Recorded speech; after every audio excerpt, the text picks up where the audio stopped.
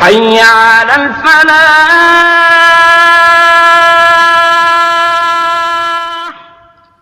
اعوذ باللہ من الشیطان الرجیم. بسم اللہ الرحمن الرحیم. الصلاۃ والسلام علی خاتم النبی. آج جو میرا یہ موضوع ہے تھوڑا سا لوگوں کو پسند نہیں آئے گا، کیونکہ وہ اس طرح کے مباحث پسند نہیں کرتے، اور علماء بھی بعض ہمارے منع بھی کر دیتے ہیں کہ یہ مت نہیں، یہ باتیں جاننی چاہیے اور یہ کوئی گناہ تو نہیں ہے، اور وہ جو منع کرتے ہیں خود وہ پڑھ رہے ہوتے ہیں، تو ہم یہ نہیں کہتے کہ آپ یہ مسائل نہ پڑھ. وہ یہ کہ دیکھیں اللہ تعالیٰ کے بارے میں بنیادی عقائد کیا ہیں. تو یہ یاد رکھیں، پہلا تو یہ عقیدہ ہے کہ اللہ تعالیٰ کو کسی نے نہیں بنایا. بہت لوگ کہتے ہیں کہ اگر اللہ نے ہر شے بنائی تو اللہ کو کس نے بنایا. تو یاد رکھیے گا کہ اللہ تعالیٰ کو کسی نے نہیں بنایا. اس کا یہ جواب دے. اور یہ سوال پیدا ہوتا ہے کہ کیا اللہ تعالیٰ کو اگر کسی نے نہیں بنایا تو پھر دو صورتیں، یا تو خدا ہمیشہ سے ہے، یا پھر وہ عدم سے خود بخود وجود میں آ گیا بغیر کسی کے بنایا، خود بخود بن گیا. تو یہ جو دوسرا عقیدہ ہے نا، خود بخود بن گیا، یہ بھی کفر ہے اور شرک بھی ہے. ساتھ کفر بھی ہے اور شرک بھی. تو نہ تو اللہ کا کوئی خالق ہے اور نہ اللہ تعالیٰ بغیر کسی خالق کے عدم سے وجود میں آیا ہے. تو اللہ تعالیٰ کیا ہو گیا؟ ازلی ہو گیا، ہمیشہ سے ہے. اب یہ جو ہمیشہ کا لفظ ہے یہ بھی یاد رکھیے گا، اس کا مطلب ہے لا ابتدا، اور یہ وقت کے ساتھ نہیں ہے بلکہ وقت سے بھی پہلے کا تصور ہے کہ یہ غیر متناہی قبل ہے اللہ تعالیٰ. تو یہاں پر اللہ تعالیٰ کے بارے میں ایک عقیدہ تو یہ ہے کہ اللہ تعالیٰ واجب الوجود ہے، یعنی کہ اپنے نفس کے لحاظ سے موجود ہے اور اس کی کوئی ابتدا نہیں ہے. ٹھیک ہے. تو یہاں پر بہت سارے لوگ ایک سوال یہ کرتے ہیں، اور اکثر آپ کی کتب میں پڑھیے گا کہ وہ کہتے ہیں کہ بھائی اچھا بھائی خدا کو سب کو خدا نے بنایا تو خدا کس نے بنایا؟ تو کہیے کہ خدا تو غیر مخلوق ازلی ہے، یعنی ازلی غیر مخلوق ہے، ایٹرنل اینڈ انکریٹڈ. تو اس کا تو کوئی خالق نہیں ہے. اب یہ میں نے ایک دفعہ ایک لیکچر اس پر دیا تھا اور وہ کافی وہ گیا تھا مشہور، کچھ لوگوں نے اس کو پسند بھی کیا اور کچھ ناپسند آیا کہ وہ لوگ ایسی باتیں سننا پسند نہیں کرتے. تو یاد رکھیے گا کہ اللہ تعالیٰ کا کوئی خالق نہیں. اب یہاں پر ایک سوال پیدا ہوتا ہے کہ اگر اللہ تعالیٰ ہر شے پر قادر ہے، وہی اس سے ملتا ہے، تو اپنے آپ پر بھی قادر ہوگا. اب اپنے آپ پر قادر ہوگا تو اس کا مطلب یہ کہ اپنی طرح دوسرا خدا بنانے پہ بھی قادر ہے، یا اپنے کو نعوذ باللہ فنا کرنے پہ بھی قادر ہے، خدا سے غیر خدا بن جانے پہ قادر ہے. یہ 10 سوال کرتے ہیں. تو یاد رکھیے گا کہ اللہ تعالیٰ کی قدرت قدیمیہ جو ہے، یعنی کہ ایٹرنل اومنی پوٹینس، وہ ممکنات عقلیہ پر ہے. اور واجب عقلی یا واجبات عقلیہ، اس کی صفات کو ہم اگر واجب کہتے ہیں، واجبات عقلیہ اور محالات عقلیہ، اس پر اللہ قادر نہیں کہتے. تو اب آپ کہیے گا بھائی تو اللہ تعالیٰ کی قدرت کا انکار ہو گیا، اللہ تو ہر شے پہ قادر ہے. تو جناب شے کا مطلب ہی یہاں ممکن عقلی ہے. ایک شے ہے محال وقوعی، یعنی باری تعالیٰ قادر تو ہے لیکن کبھی کرے گا کبھی نہیں.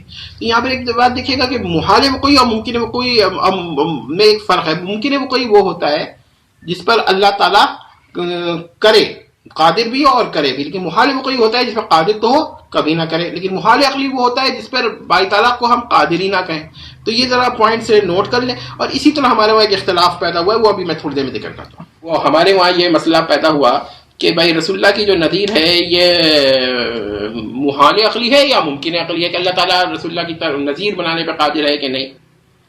تو اہل سنت کا ایک گروہ جو ہے بڑا، وہ کہتا ہے کہ قادر ہے، اور ایک سلسلہ خیر آبادی ہیں یہ کہتے ہیں کہ باری تعالیٰ قادر نہیں ہے. لیکن یہ دونوں متفق ہیں کہ اللہ تعالیٰ اپنی نظیر بنانے میں قادر نہیں. تو یاد رکھیں کہ اللہ تعالیٰ کی قدرت اور اس کے بارے میں کیا کہتے ہیں، ذات کے بارے میں یہ عقیدہ ہے کہ اللہ تعالیٰ کی ذات ازلی ہے، غیر مخلوق ہے اور غیر مقدور ہے، کہ اللہ تعالیٰ اپنی ذات و صفات ذاتیہ پر قادر نہیں ہے. تو یہاں پر صفات فعلیہ کے مسئلے پہ اختلاف پیدا ہو جاتا ہے. تو یہ ہم اس کو ایک جگہ میں ڈسکس کیا ہے، تو یہ بات ہے. لیکن یہ کہ بنیادی دوسری بات یہ کہ اللہ تعالیٰ غیر متناہی ہے، انفینٹ ہے. اس کی صفات ذاتیہ بھی جو ہے نا، اچھا یہاں پر بعض لوگ ذاتیہ سے غلط معنی لے لیتے ہیں. وہ کہیں گے بھائی یہ ذاتی اور عطائی کا مسئلہ ہے. نہیں، ذاتی اور فعلی کا مسئلہ ہے، وہ ذاتی عطائی الگ بحث ہے.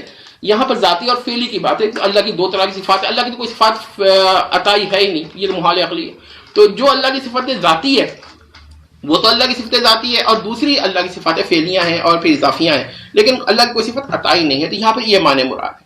آخری چیز جو میں آپ کو ایک اور بتا دوں کہ دیکھیں باری تعالیٰ کے بارے میں بعض لوگ کہتے ہیں کوئی سب کے بارے میں سوچو، باری تعالیٰ کے بارے میں نہ سوچو، تو وہ ایک ان کا قول جو ہے وہ ہمیں غلط انٹرپریٹیشن کے ساتھ ملتا ہے۔ اصل میں بات یہ کہ قرآن، حدیث اور عقائد اور ضروریات دین کے خلاف اللہ کے بارے میں نہ سوچو، لیکن ان کے مطابق سوچنا یہ کوئی منع نہیں ہے کسی حدیث سے، اور یہ تو عقائد ہیں کہ اللہ تعالیٰ قدیم ہے۔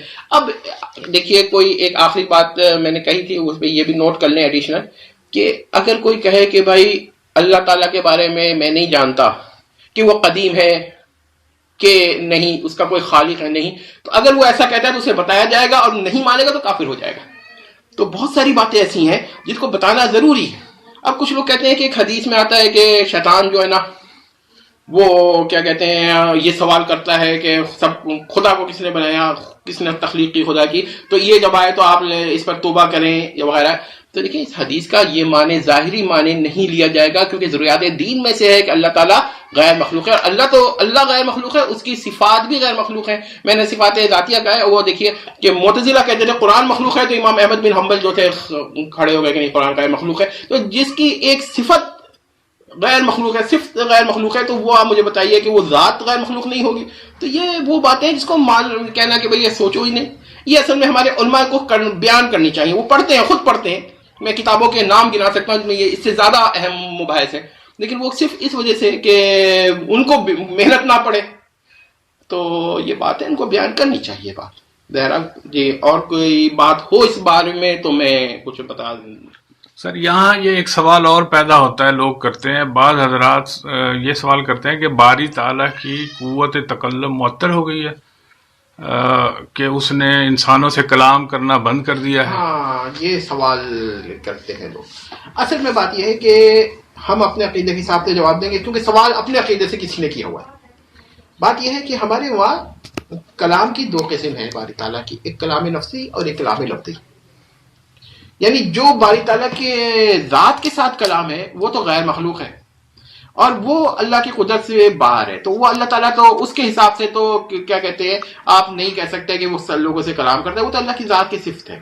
کلام کرتا ہے کلام لفظی کے اعتبار سے، تو وہ اختیاری ہے۔ اب اس میں باری تعالیٰ کو اختیار ہے، لیکن میں نے ابھی آپ کو بتایا کہ یہ محال وقوعی ہے کہ وہ اس کے اختیار میں ہے کہ بات کرے یا نہ کرے۔ اب وہ اگر اس نے ارادہ کر لیا کہ وہ اب کسی سے کلام نہیں کرے گا تو یہ اس کا اختیار ہے۔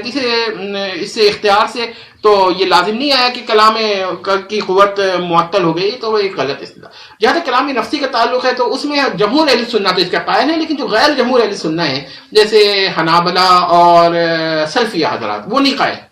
وہ کہتے ہیں وہ بھی یہ کہتے ہیں کہ جو اس کے تعلقات ہیں نا انسانوں سے، یعنی کہ تکلم، وہ اختیاری ہیں۔ تو باری تعالیٰ کو اپنا اختیار ہے کہ وہ کرے نہ کرے، تو اگر یہ کام نہیں کر رہا تو اس سے صفت کا معطل ہونا تو لازم نہیں آتا۔ یہ بھی کچھ سوال اس طرح کرتے ہیں کہ بعض صوفیہ بھی، لیکن تمام صوفیہ نہیں، جیسے صوفیہ سو جسے کہ صوفیہ جو ایک تو ہوتے ہیں نا علماء سو اور علماء حق، اسے صوفیہ سو اور صوفیہ حق بھی ہوتے ہیں۔ صوفیہ حق تو ایسا سوال نہیں کر سکتے، صوفیہ سو یہ کرتے ہیں، وہ کہتے ہیں بھائی ہم سے خدا بات کرتا ہے، تو اور کہیں گے بھائی نہیں بات کرتا، تو وہ کہیں گے بھائی کیا قدرت معطل ہو گئی ہے یا قوت معطل ہو گئی۔ تو ان کا تو یہی جواب ہے کہ اللہ تعالیٰ کا اختیار ہے، بھائی اللہ تعالیٰ نے بات کرنی بند کر دی تو اس سے صفت کا معطل ہونا تو لازم نہیں آتا۔